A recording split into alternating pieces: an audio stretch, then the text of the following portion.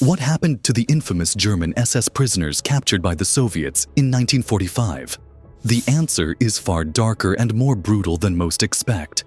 The fate of the German SS soldiers who fell into Soviet hands as the war drew to a close. After years of fighting on the Eastern Front, many SS members found themselves on the receiving end of Soviet retribution. In this video, we'll uncover the chilling journey these men faced as they were captured, interrogated, and sent to the notorious Soviet Gulags. At the end of World War II, as the Red Army advanced across Eastern Europe, they initiated one of the most relentless operations of the post-war period: the mass capture of German soldiers, including many members of the notorious SS. These soldiers, many of whom had been indoctrinated to believe that Soviet troops were monstrous creatures bent on their destruction, found themselves faced with a harsh reality.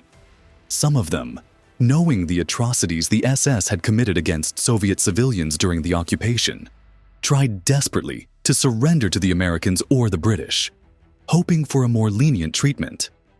However, most ended up in Soviet hands, where they would experience what was, for them, an unthinkable fate. The Soviets' primary objective was not merely to capture these soldiers, but to use them as a labor force to aid in the reconstruction of their devastated nation. The harsh conditions that awaited them in Soviet labor camps left little room for mercy, and survival in these places often depended on luck, physical endurance, and a complete disregard for humanitarian concerns. For these prisoners, particularly those who were part of the SS, their fate was often sealed before they even entered the camps. After the Battle of Kursk, which marked a devastating defeat for the German Wehrmacht, the Germans began retreating from the Eastern Front. From that moment on, the front became a nightmare for the Nazis, who feared the Soviets' vengeance. The Soviet army, fueled by years of suffering and motivated by a deep desire for retribution, became notorious for its brutality toward captured German soldiers. The fear of what would happen if the Soviets caught them became a driving force in the minds of German soldiers. Those who fell into Soviet hands often faced brutal treatment, particularly members of the Waffen-SS, whose black uniforms and distinctive tattoos marked them as ideological soldiers. One soldier, who was part of the Waffen-SS, recalled how he was dragged from the line of prisoners by Soviet soldiers who immediately stripped him of his uniform and beat him with rifle butts while shouting Babi Yar and Smolensk, names of sites where horrific massacres had occurred during the Nazi occupation. For SS soldiers, there was little to no trial, just death. Many were executed on the spot. The few who survived were often sent to labor camps, where conditions were so dire that many did not make it out alive. The survivors, if lucky, were put through grueling interrogations and awaited trial. However, for most SS members, there was no hope for mercy. The distinction between regular Wehrmacht soldiers and members of the SS was stark. While Wehrmacht soldiers were generally treated as prisoners of war, SS members were regarded as war criminals. And this distinction was especially true for those in the notorious Einsatzgruppen, or for SS officers. Even after the war had ended, those captured by the Soviets were treated harshly. Lieutenant Gerd Keller, a German officer who was captured in January 1945 near Warsaw, remembered the chaos and desperation of the German soldiers, many of whom chose to surrender in order to avoid being killed in the snow. The Soviet treatment of prisoners depended heavily on the mood of the captors and the specific circumstances of the capture. In one instance, a soldier named Hans Mahler described how, after being captured, the Germans were stripped of their valuables, including watches and boots, and any who resisted were shot on the spot. For the SS, no mercy was shown, as Soviet soldiers were fully aware of the brutal treatment their own people had suffered under Nazi occupation. The terror of what might happen if the roles were reversed served as a justification for their mercilessness. Many of the SS prisoners, like Major Friedrich Lutz of the 3rd SS Panzer Division Totenkopf, faced horrific treatment. Lutz was beaten severely before being forced to march barefoot through the snow to a prisoner collection point. He survived this brutal ordeal, but not all of his comrades were so fortunate. Some SS officers, such as General Maximilian von Weichs, was spared immediate execution due to their high rank and the Soviets' desire to interrogate them. The prisoners who fell behind on forced marches toward the railway stations were executed on the spot, their bodies left behind as grim markers of the march. Karl Scheer, a medic who was part of the march, recalled the dreadful conditions and the constant deaths. For these men, the journey was akin to a death parade. By the time they reached their final destination, the overcrowded cattle cars that took them to Soviet gulags, many had already succumbed to starvation, disease, or exposure. The conditions in the gulags were nightmarish. The stench of death, sweat, and urine filled the air as prisoners shared the little food they had, often scraps of bread or snow. Many, weakened by the long journey, could not survive the harsh conditions and died before even reaching their destination. The capture of German soldiers during the final battle for Berlin was another tragic chapter in the war's end. By this point, only the most delusional Nazis still believed in the possibility of victory.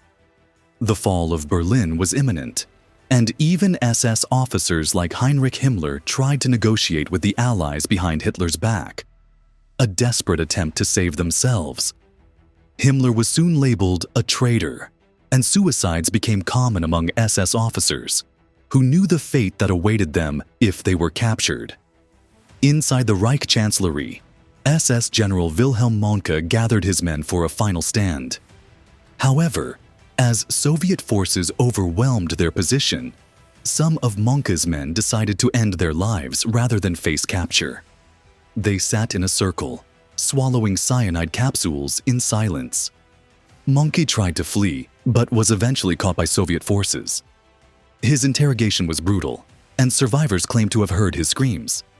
He spent 6 years in solitary confinement before being handed over to Western authorities, where he was eventually released due to lack of evidence. In the wake of the war, many SS officers tried to blend in with the streams of refugees fleeing Germany. They burned their papers, changed into civilian clothes, and hoped to escape detection. However, Soviet soldiers, eager for retribution, hunted down these former SS members with brutal searches. If they were caught, the consequences were swift and deadly. Some were shot on the spot, while others were dragged into the streets, where the crowd, filled with anger and hatred for the Nazis, called for justice. While members of the Waffen-SS and the German Regular Army did not face the same level of brutality, they were still subjected to harsh conditions. Lower-ranked soldiers were often sent to labor camps, where they faced grueling work and deprivation. Higher-ranked officers were interrogated but initially treated somewhat better, as the Soviets sought to gather intelligence. By May 1945, Berlin lay in ruins.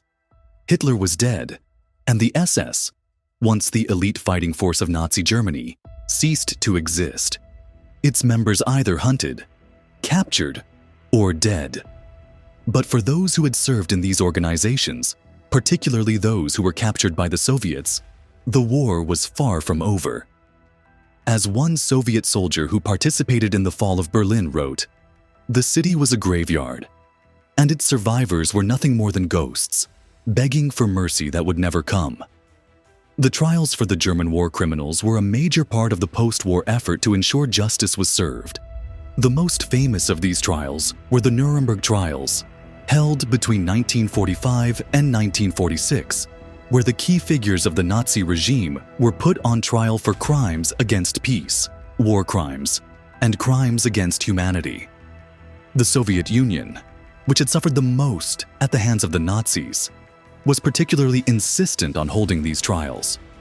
While the Nuremberg trials garnered the most attention, the Soviets conducted their own trials for SS members and collaborators. These Soviet trials were known for being swift and unforgiving. The Soviet trials were characterized by a desire for revenge. The prosecution often referred to the accused using derogatory terms such as thugs and perverts. Many of the SS officers who stood trial showed no remorse for their actions, claiming they were simply following orders. However, some, like Friedrich Jeckeln, the SS general responsible for mass executions, did express remorse. Jeckelin's confession did little to save him, and he was hanged in 1946. For those who were convicted, the punishment was often public and gruesome. Many were hanged in front of local populations, allowing them to see the final justice served to their oppressors.